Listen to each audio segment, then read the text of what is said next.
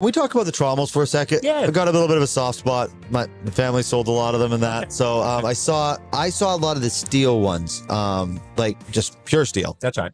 Sometimes it'd be, I think some, like the front end would be the larger holes. It would actually change sometimes. There's all these different configurations I saw over time. Yep. So where do you come in on the Trommel side? Could you expand on it a little bit? We've been manufacturing Trommels. When did we start? 1970? Well, 1980.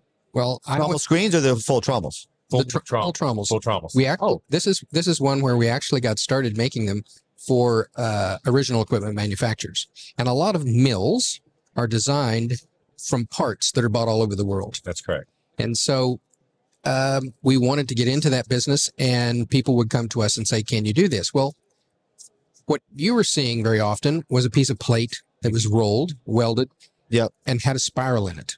Yes, yeah. Well, that's not how we would do it. We actually have to have a series of flats to go around. You can do the same thing with a curved shape, but it's easier to use if you're going to do modular.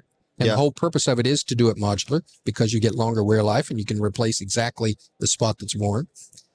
Or change the apertures, as you say, depending on how you're dropping out your material. That's what we got involved in. So we designed structures that we could put our system in, and those rails. So it's kind of the reverse because the frame is on, you're sitting on top. Now you're doing a frame around, and then that's going inside. Then our panel's on the inside. Right. And so we are actually doing it in situ now, which is it's interesting that it's gone in reverse for that product line. But, we can go in and replace those plate Trommels. Yeah. Is it the same system though? It's a modular system? Yeah. Okay. So it's all the same principle. Yeah.